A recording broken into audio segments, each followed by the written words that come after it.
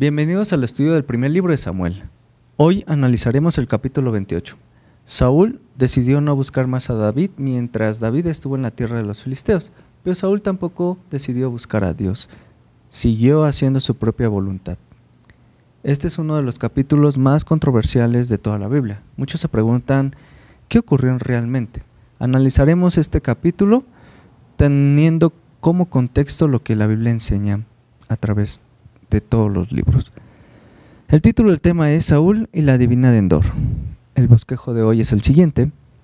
Primera parte, lectura del capítulo, versículos 1 al 25. Segunda parte, ¿qué enseña la Biblia sobre la muerte? Tercera parte, ¿por qué Saúl consultó a una divina? Cuarta parte, ¿habló Saúl con Samuel o con un demonio? Oremos. Padre, te damos gracias porque eres bueno, porque nos permites abrir tu palabra para aprender, Señor.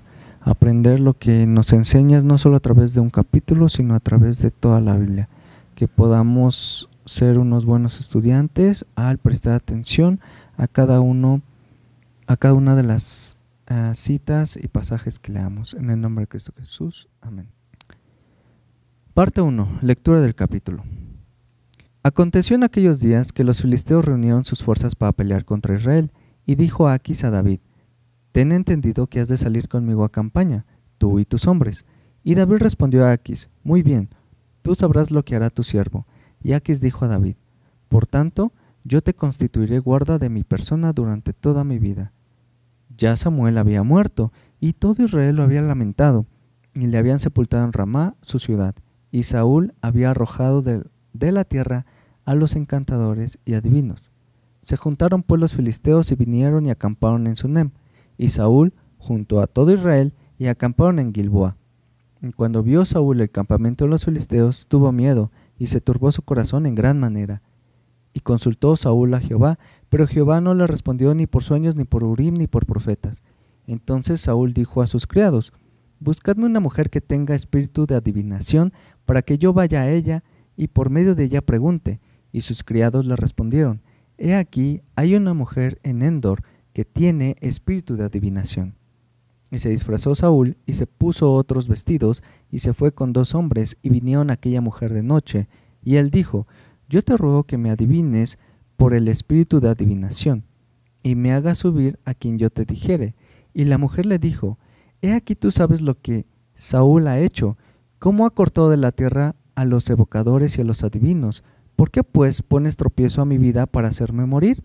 Entonces Saúl le juró por Jehová, diciendo: Vive Jehová, que ningún mal te vendrá por esto. La mujer entonces dijo: ¿A quién te haré venir? Y él respondió: Hazme venir a Samuel.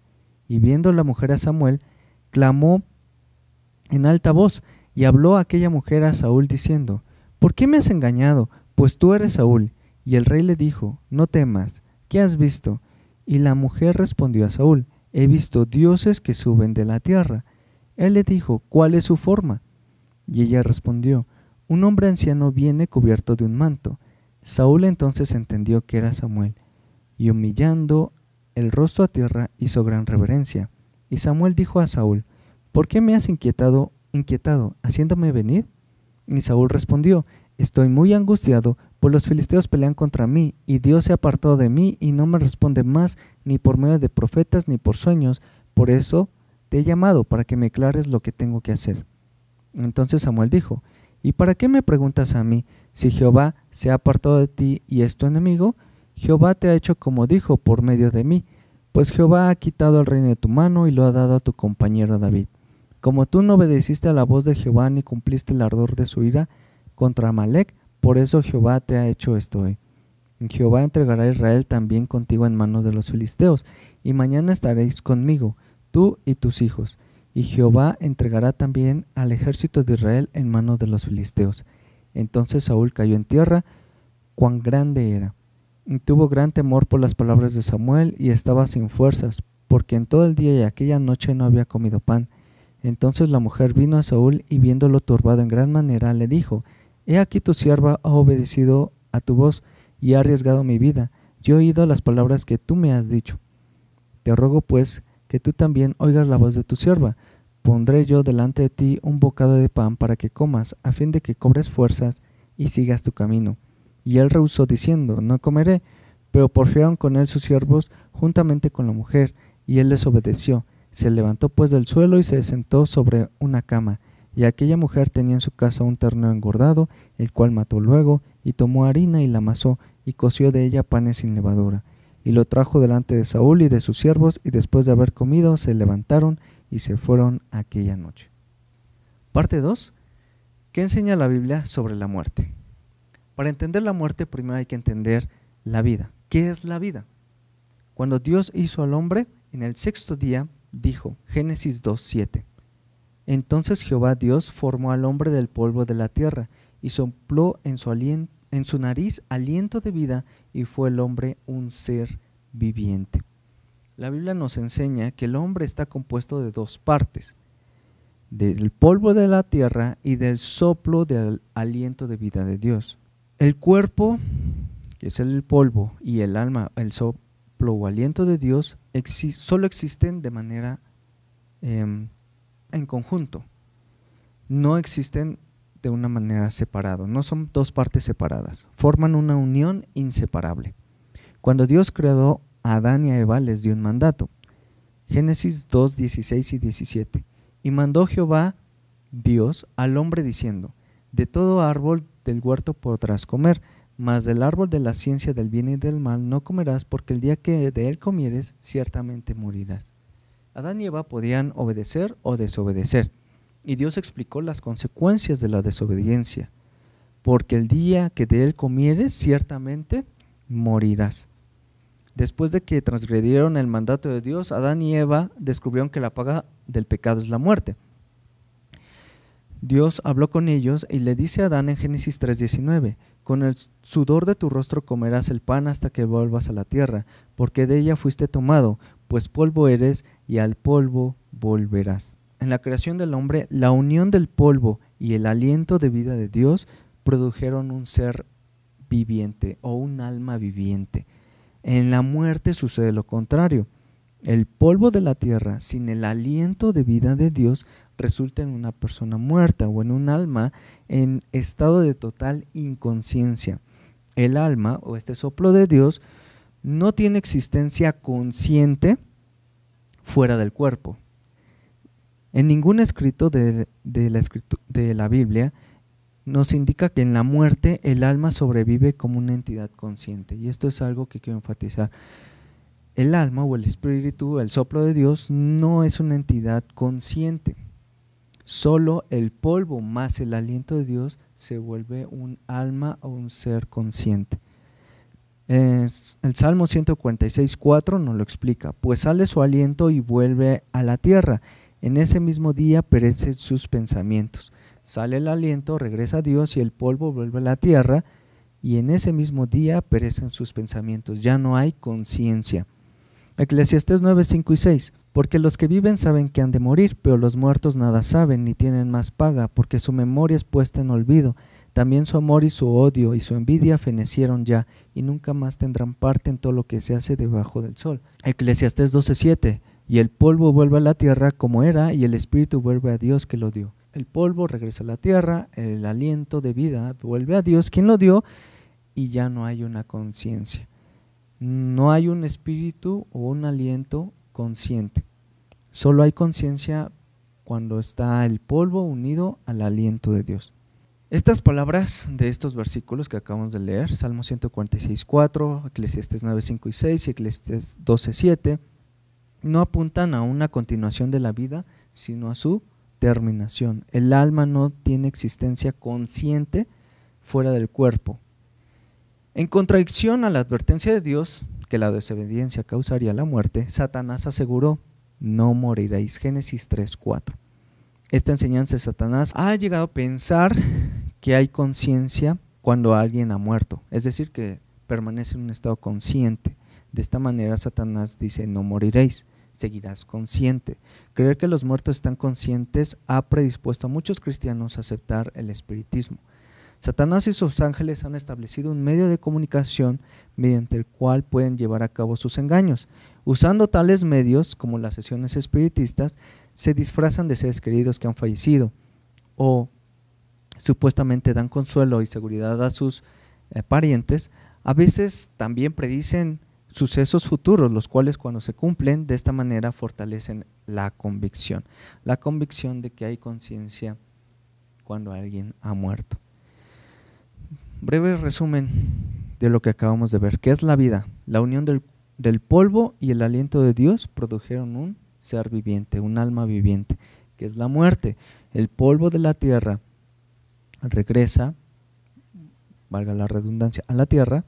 El aliento de Dios regresa a Dios, pero el alma, este aliento no es un estado consciente. El alma no tiene existencia consciente fuera del cuerpo y ningún versículo en la Biblia apoya esta idea. Parte 3. ¿Por qué Saúl consultó a una adivina?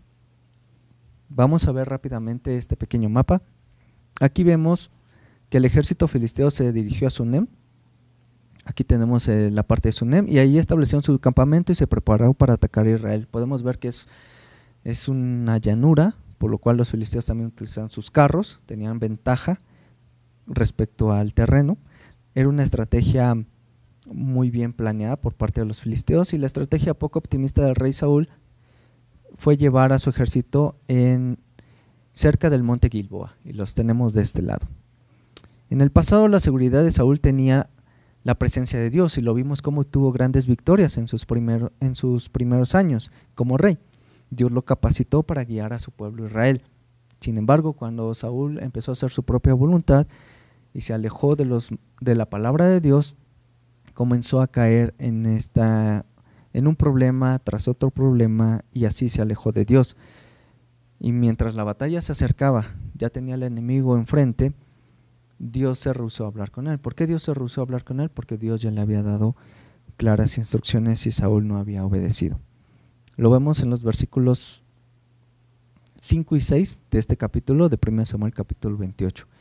Y cuando vio Saúl el campamento de los filisteos, tuvo miedo y se turbó su corazón en gran manera. Y consultó Saúl a Jehová, pero Jehová no le respondió ni por sueños, ni por Urim, ni por profetas. El temor al futuro incierto y sombrío pesaba grandemente sobre el corazón de Saúl, si tan solo estuviera Samuel con él. Pero Samuel había muerto y ya no podía contar más con él. De hecho lo vimos en el capítulo 25. Pero, o quizás podría. En el versículo 7, Saúl hace una petición a sus criados. Entonces Saúl dijo a sus criados: buscadme una mujer que tenga espíritu de adivinación para que yo vaya a ella y por medio de ella pregunte. Y sus criados le respondieron: he aquí, hay una mujer en Endor que tiene espíritu de adivinación. Rápidamente vamos a regresar al mapa. Aquí está el pueblo de Israel, acá está el pueblo filisteo y acá está Endor. Si te das cuenta, tuvo que ir del sur al norte, cruzar y para evitar el campamento filisteo. Bien, llega a Endor. La palabra que se traduce como espíritu de adivinación es la palabra O-W, y esto hace referencia a una persona que es poseída por un espíritu. Una palabra más exacta, una traducción más exacta sería la de un ventrílocuo, es decir, alguien que es utilizado como estos muñecos donde la persona solo mueve los labios, pero es quien habla. De esta manera tenemos al demonio, que es quien habla y mueve a la persona, que es el adivino. De hecho es muy curioso porque esta palabra también se puede traducir como botella o recipiente, y es que un adivino es una persona que funciona como recipiente para un espíritu. Los griegos usaban la palabra pitonisa para nombrar a una persona poseída por un demonio. Es por eso que en algunas versiones leemos la pitonisa de Endor. Un ejemplo muy claro lo vemos en Hechos capítulo 16. Hechos capítulo 16, versículos 16 al 18. Aconteció que mientras íbamos a la oración, nos salió al encuentro una muchacha que tenía espíritu de adivinación, la cual daba gran ganancia a sus amos adivinando. Esta pues, siguiendo a Pablo y a nosotros, está hablando Lucas, daba voces diciendo: estos hombres son siervos del Dios Altísimo, quien nos anuncian el camino de salvación. Y esto lo hacía por muchos días. Mas desagradando a Pablo, éste se volvió y dijo al espíritu, no le dijo a la mujer, le dijo al espíritu: te mando en el nombre de Jesucristo que salgas de ella. Y salió en aquella misma hora. vemos que esta mujer era poseída por un demonio y que daba profecías o predecía el futuro y se cumplían. No era Dios, era un espíritu inmundo al cual Pablo tuvo que expulsar. Y esto es muy importante y lo vamos a retomar más adelante. Seguimos. Dios había prohibido consultar a este tipo de personas. Levítico 19:31. No os volváis a los encantadores ni a los adivinos, no los consultéis contaminándoos con ellos, yo Jehová vuestro Dios. La palabra adivinos es la palabra of, recipiente. Es la palabra que se denomina una persona con un espíritu demoníaco. Vamos a ver otro, Deuteronomio 18, 10 y 2 al 12. Cuando entres a la tierra que Jehová tu Dios te da, no aprenderás a hacer según las abominaciones de aquella tierra. No sea hallado en ti quien haga pasar a su hijo o su hija por fuego, ni quien practique adivinación, que tenemos otra vez, ni agorero, ni sortilegio, ni hechicero, ni encantador, ni adivino, esta es la palabra, ni mago, ni quien consulte a los muertos. ¿Ves cómo Dios lo repite en 2 ocasiones? Porque es abominación para Jehová cualquiera que hace estas cosas, y por estas abominaciones Jehová tu Dios echa estas naciones delante de ti. Parte 4. ¿Habló Saúl con Samuel o con un demonio? Vamos a leer del versículo 8 al 13. Y se disfrazó Saúl y se puso otros vestidos y se fue con 2 hombres y vinieron a aquella mujer de noche y él dijo: yo te ruego que me adivines por el espíritu de adivinación. Está nombrando por el espíritu que tienes dentro, por el demonio que tú posees, y me hagas subir a quien yo te dijere.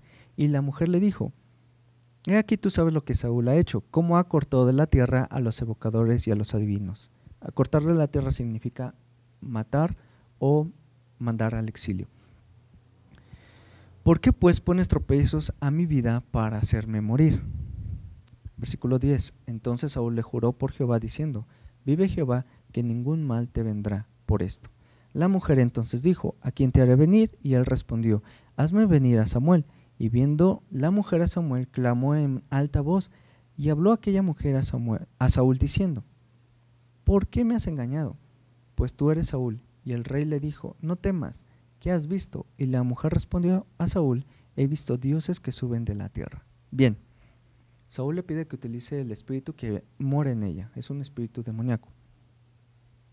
Le pide que haga venir a Samuel. La mujer comienza a hacer su ritual y dice que ve a Samuel.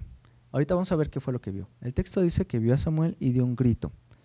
Pero también, ¿por qué grita? Hay 2 razones. Uno, y la más popular, es porque vio a Samuel, y muchos creen que sí era Samuel. Pero otro es porque muy probablemente el Espíritu le dijo que quien estaba con él, Saúl. ¿Y cómo sabemos esto? Porque en el versículo 13 dice: ¿por qué me has engañado? Pues tú eres Saúl. ¿Y qué es lo que le había dicho la mujer? ¿No has oído que Saúl ha cortado de la tierra, ha matado a los evocadores y adivinos? Y ahora que ella sabe que esta persona es Saúl, porque Saúl se disfrazó, lo leímos en el versículo 8, se disfrazó, se puso otros vestidos. Ahora se da cuenta que es Saúl y dice: ¿por qué me has engañado? Eres tú, Saúl, me vas a matar. Y Saúl la tiene que tranquilizar y le dice: no te voy a matar. Y hasta jura por Dios, jurando por Dios en vano. La mujer grita porque teme por su vida, porque descubre que Saúl es quien la ha visitado. Y le dice: no temas. Versículo, y esto es muy, muy, muy importante. Versículo 13. Y el rey le dijo: no temas, ¿qué has visto? En este momento Saúl no ha visto ningún espíritu, no ha visto nada, todo es la mujer.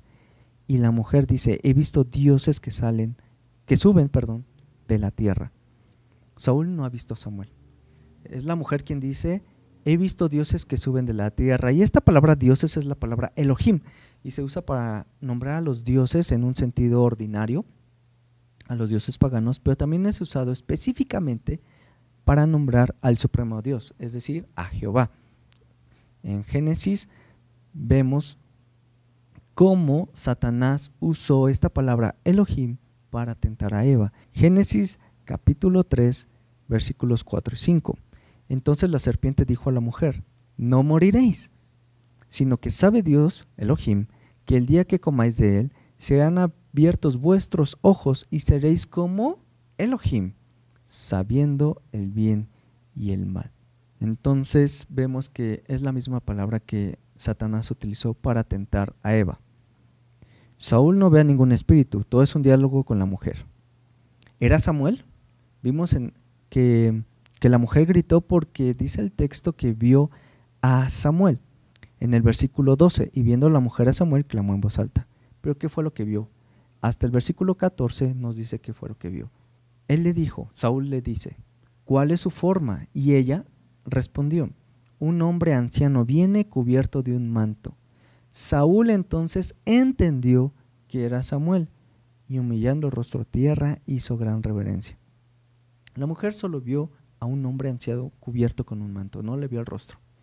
Un hombre anciano, probablemente encorvado, que caminaba tal vez con un bastón, no lo sabemos, pero la forma de caminar indicaba que era un hombre anciano, cubierto con un manto. Y Saúl entendió que era Samuel. No dice que era Samuel, dice que entendió que era Samuel. A partir de este momento el texto cambia, se deja de mencionar a la mujer y en su lugar se coloca el nombre de Samuel. De esta manera Saúl tiene un diálogo aparentemente con Samuel. Y es que ya vimos que la traducción para adivino es la palabra ventrílocuo, lo que significa que la mujer empezó a ser poseída por este demonio y el demonio que hablaba a través de ella. Samuel dijo a Saúl, ¿por qué me has inquietado haciéndome venir? Y Saúl respondió, estoy muy angustiado, por los filisteos pelean contra mí y Dios se ha apartado de mí y no me responde más ni por medio de los profetas ni por sueños, por esto te he llamado para que me declares lo que tengo que hacer. En este pasaje vemos que el supuesto espíritu de Samuel o Samuel tiene conciencia. ¿Y qué es lo que hemos estado estudiando? ¿Qué es la vida? La unión del polvo y el aliento de vida de Dios producen un ser viviente, un alma consciente. ¿Qué es la muerte? Cuando el polvo regresa a la tierra, el espíritu regresa a Dios y este espíritu no se queda vagando, no es un espíritu consciente porque regresa a Dios. No hay ningún versículo en la Biblia que enseña que el espíritu, que el alma sobrevive con una entidad consciente. Esto lo vemos en la idea de Platón, en uno de sus libros, donde explica el concepto del alma y esto se permeó después en varias doctrinas. Sin embargo, hay muchos cristianos que creen que era Samuel y vamos a ver rápidamente sus razones. La primera razón, bueno, el primer argumento que estos cristianos dicen que era Samuel, citan a Jesús, que Jesús enseñó en Lucas 16, del 19 al 31, sobre el estado consciente de los muertos con la parábola de Lázaro y el rico. En primer lugar, Jesús está enseñando sobre el uso de la riqueza. En este capítulo el tema es la riqueza. Si tú lees todo el capítulo, Lucas 16, verás que Jesús está hablando de las riquezas. En segundo lugar, el versículo 14 nos dice que escuchaban a Jesús unos fariseos que eran avaros y que se burlaban de las enseñanzas de Jesús. Por lo tanto, Jesús dirige sus enseñanzas a estas personas, fariseos, avaros que se burlaban de sus enseñanzas. Jesús habla de la ley, sobre el divorcio y entonces comienza a relatar la historia de Lázaro y el rico. En tercer lugar, Jesús usa una historia conocida que encontramos en el Talmud sobre esta conciencia de los muertos, que cuando los muertos eran sepultados, los buenos iban al seno de Abraham y los malos pues en un tormento. Jesús hace énfasis en esta enseñanza de los fariseos y quiero enfatizar que era de los fariseos, pero hace también diferencias entre el Lázaro y el rico. Lázaro era alguien muy pobre, un mendigo, y este rico. Hay grandes diferencias y Jesús se centra en esas diferencias. Hay diferencias en la vida de ambos y lo vemos de los versículos 19 al 21. Hay una diferencia en su muerte en el versículo 22 y una diferencia en la eternidad, versículos 23 al 31. Y por último, la enseñanza de la parábola es que la palabra de Dios, los escritos de Moisés y los profetas son suficientes para conocer su voluntad y esto lo vemos en el último versículo. Por lo tanto, esta parábola no enseña que el alma sobrevive como una entidad consciente fuera del cuerpo. Argumento número 2. El otro argumento es que Jesús enseñó que Dios es un Dios de vivos y no de muertos según Lucas 20, 37 al 39. En primer lugar, Jesús está respondiendo a una pregunta de los saduceos. Los saduceos no creen en la resurrección ni en ángeles o espíritus según Hechos 23, 8.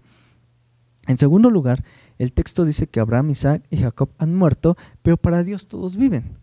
Sin embargo, lo que Jesús está enseñando es que los muertos han de resucitar. De hecho, así comienza el versículo 37, respecto a que los muertos han de resucitar, y Jesús explica. Por lo tanto, este pasaje no enseña que el alma sobrevive como una entidad consciente fuera del cuerpo, simplemente asegura la resurrección. Ya vimos que el primero era un tema de la avaricia, de la codicia, de esta codicia de poseer más. El segundo está asociado a la doctrina de los saduceos. El tercero argumenta en el monte de la transfiguración, que en el monte de la transfiguración, Mateo 17, 1 al 13, o Marcos 9, 2 al 13, o Lucas 9, 28 al 36, aparecieron los espíritus de Moisés y Elías junto a Jesús. En primer lugar, Elías no murió. Elías subió en un torbellino al cielo. Salió un carro de fuego que separó a Eliseo y Elías subió en un torbellino de fuego. Te invito a que leas Segunda de Reyes 2:11. Si quieres, ponle pausa al video, lee para que veas que Elías subió sobre un torbellino. Continuamos. En segundo lugar, Moisés sí murió, pero Dios se llevó su cuerpo, según el libro de Judas, versículo 9. Y creemos que Dios lo resucitó, porque necesita una unión del polvo, del cuerpo, más el aliento de Dios. Por lo cual creemos que Dios lo resucitó y que no fue su espíritu quien apareció en el monte de la transfiguración, sino que apareció como Elías, con un cuerpo y con el aliento de Dios unidos, juntos. Por lo tanto, este pasaje tampoco enseña que el alma sobrevive como una entidad consciente fuera del cuerpo. Moisés estaba en cuerpo presente, al igual que Elías. Cuarto argumento. Muchos citan 2 de Corintios 5, 6 al 8, donde Pablo escribe: entre tanto que estamos en el cuerpo, estamos ausentes del Señor, y más quisiéramos estar ausentes del cuerpo y presentes al Señor. Este argumento dice que ausente del cuerpo significa la muerte, y una vez que hemos muerto, estamos presentes en el Señor. Es decir, que una vez que hemos muerto, estamos delante de Dios. ¿Es esto verdad? En primer lugar, el capítulo 4, versículo 18 termina diciendo: no mirando nosotros las cosas que se ven, sino las que no se ven, pues las cosas que se ven son temporales, pero las que no se ven son eternas. En segundo lugar, Pablo comienza en el capítulo 5 con un contraste entre lo físico y lo espiritual. Y aquí quiero ver la siguiente diapositiva, quiero que vean la siguiente diapositiva, donde Pablo va a hacer una distinción entre lo físico y lo espiritual. Tenemos aquí lo físico, versículo 1 habla de una morada terrestre, versículo 2 una habitación celestial, que es el lado espiritual.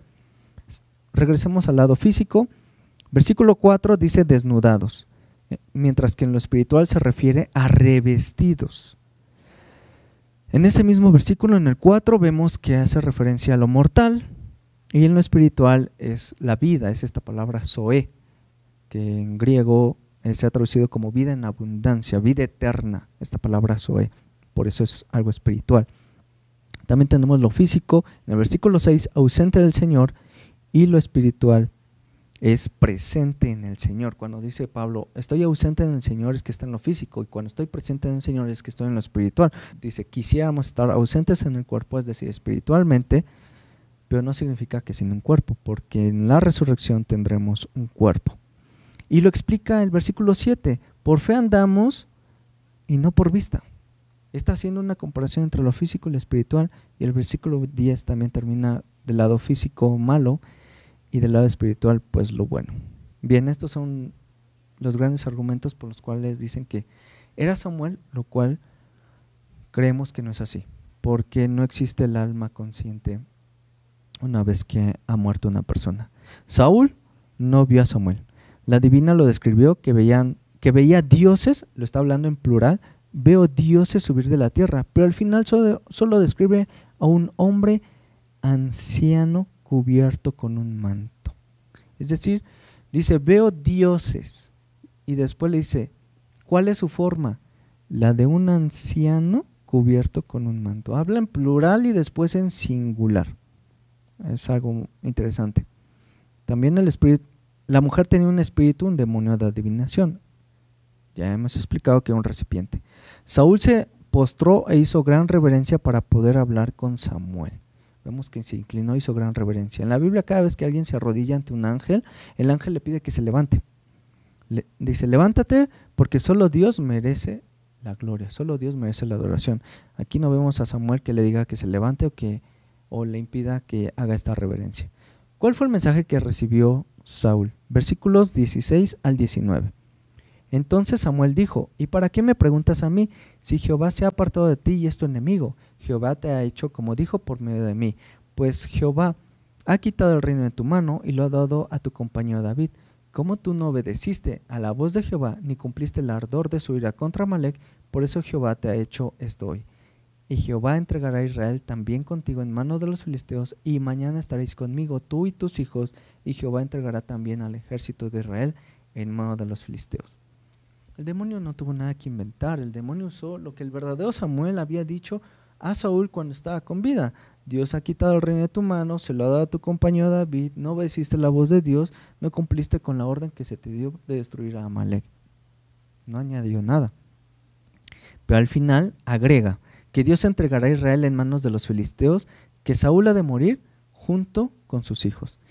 Este es el último argumento a favor de que era Samuel quien estaba hablando. Porque esta profecía se cumple. Saúl, lo vamos a ver en los siguientes capítulos, Saúl va a morir en el campo de batalla con sus hijos. Pero ya vimos en Hechos capítulo 16 que una mujer con un espíritu de adivinación da muchas ganancias a sus amos precisamente porque adivinaba o predecía el futuro. Y Pablo expulsó a ese demonio, ese espíritu que poseía a esa mujer. Además recordemos que Satanás y sus ángeles deben pedir permiso a Dios para realizar cualquier actividad. El libro de Job. Job, capítulo 1, versículo 12. Dijo Jehová a Satanás, he aquí, todo lo que tiene está en tu mano, solamente no pongas tu mano sobre él. Y salió Satanás delante de Jehová. Job 2:6, y Jehová dijo a Satanás, he aquí, él está en tu mano, mas guarda su vida. Es Dios quien da la autorización, quien da el permiso. Ahora, ¿puede Dios permitir que alguien hable mentiras o que alguien te haga daño? Pues aquí vemos que sí. Y vamos a leer el último pasaje donde nos enseña que es Dios quien permite incluso estas cosas. Primera de Reyes 22, 19 al 27. Entonces él dijo, oye pues palabra de Jehová, yo vi a Jehová sentado en su trono, y todo el ejército de los cielos estaba junto a él, a su derecha y a su izquierda. Y Jehová dijo, ¿quién inducirá acá para que suba y caiga en Ramot de Galaad? Y uno decía de una manera y otro decía de otra. Y salió un espíritu y se puso delante de Jehová y dijo, yo le induciré. Y Jehová le dijo, ¿de qué manera? Él dijo, yo saldré y seré espíritu de mentira en boca de todos sus profetas. Y él dijo, le inducirás y aún lo conseguirás. Ve pues y hazlo así. Y ahora, he aquí Jehová ha puesto espíritu de mentira en la boca de todos tus profetas y Jehová ha decretado el mal acerca de ti. Vemos que Dios permite que los espíritus den mensajes incluso de mentira. Y no hay duda de que Dios permitió que un espíritu se hiciera pasar por Samuel para decirle todas estas cosas a Saúl, que no le dijo otra cosa que Samuel, el verdadero Samuel, ya le había dicho. Y cuando le dice, tus hijos han de morir y que se va a cumplir, pues simplemente Satanás o el espíritu pidió permiso para hacer mal a Saúl y a sus hijos y Dios lo permitió. A la luz de la Escritura, no hay versículo en la Biblia que enseñe que el alma tiene conciencia una vez que la persona muere. Dios tampoco usaría un medio como el espiritismo o esta necromancia o espíritu de adivinación para dar un mensaje. Dios no quería hablar con Saúl y fue muy claro, ni por sueños, ni por profeta, ni por Urim. El demonio dice que al siguiente día Saúl y sus hijos estarán con él. ¿Es una expresión literal o habla en sentido figurado? Porque los que apoyan la idea de que Samuel estaba en el seno de Abraham o en el cielo con Dios, ¿cómo es que Saúl va a poder estar con Samuel junto a Dios si no se arrepintió de sus pecados? Si Dios ya lo ha desechado. No hace sentido que era Samuel quien habló con Saúl, sino un demonio. Mañana estarás conmigo tú y tus hijos. Pues ¿dónde estaba Samuel? No hace ningún sentido. Termino. Aplicación. ¿Qué es la vida? La vida es la unión del polvo y el aliento de vida de Dios. Y esto produce un ser viviente, un alma viviente, un ser consciente. ¿Qué es la muerte? El polvo regresa a la tierra, el aliento regresa a Dios y ya no hay más conciencia.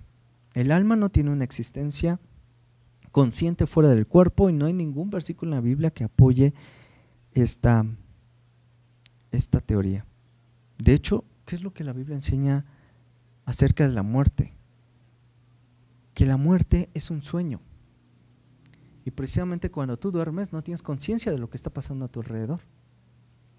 Veamos esta diapositiva. En el Antiguo Testamento, refiriéndose a la muerte de David, Salomón y los demás reyes de Israel y de Judá, dice que dormían con sus padres. Aquí tenemos 1 Reyes 2:10, 11:43, 14:20 y versículo 31, capítulo 15, versículo 8, 2 Crónicas 21:1, 2 Crónicas 26, versículo 23, etcétera.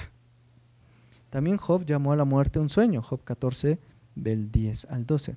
Lo mismo David, en el Salmo 13, versículo 3. Jeremías también, en el capítulo 51, versículos 39 y 57. Y Daniel, cuando ve más allá, cuando ve incluso a Miguel regresar, Daniel 12:2 también utiliza esta palabra dormir para referirse a los que han muerto. El Nuevo Testamento usa el mismo término. Al describir la condición de la hija de Jairo que estaba muerta, Jesús dijo que ella dormía, Mateo 9:24 o Marcos 5:39. De la misma forma se refirió a Lázaro cuando estaba muerto, Juan 11 al 14. Jesús dice, voy a despertarlo del sueño, Señor, si duerme, sano estará. Y después dice, Lázaro ha muerto. Porque para Jesús esto era un sueño. Mateo describió que muchos cuerpos de santos que habían dormido se levantaron después de la resurrección de Cristo, Mateo 27:52.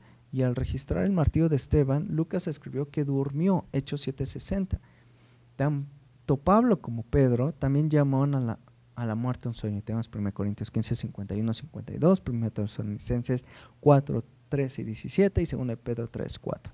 El alma no tiene existencia consciente fuera del cuerpo, y ningún versículo en la Biblia enseña que en la muerte el alma sobrevive de manera consciente.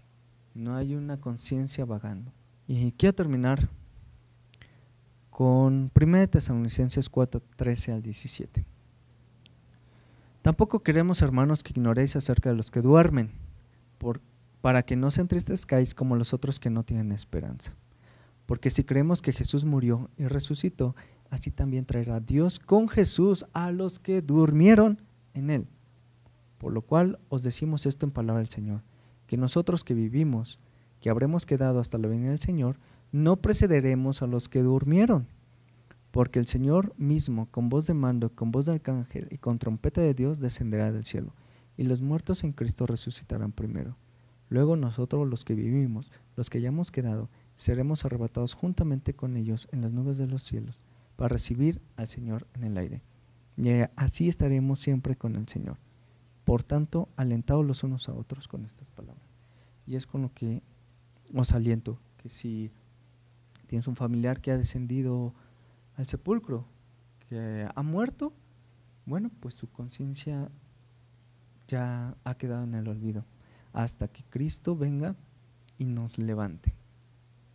Y esa es nuestra esperanza. Debemos de aprender también de Saúl, de que él se alejó de Dios, se alejó de su palabra. No nos alejemos de su palabra. No podemos crear una doctrina con un pasaje bíblico, con un capítulo, sino tiene que estar en armonía con toda la Escritura. Y la única interpretación que está en armonía con toda la Escritura es que no hay el alma no es consciente una vez que una persona muere, sino que esto proviene de la mentira de Satanás, que dijo, no moriréis, seréis como Dios. Oremos. Señor, te damos gracias por esta enseñanza, porque tu palabra es fiel y verdadera, tu palabra nos enseña, tu palabra nos muestra lo que es verdad y se interpreta a sí misma. Gracias, Señor, por tu palabra, porque tenemos el privilegio de abrirla, de escudriñarla y de aprender para evitar caer en estos errores y no consultar este tipo de abominaciones, de cosas que tú has prohibido y que tú detestas, Señor. Manténnos libres de todo esto, en el nombre de Cristo Jesús. Amén.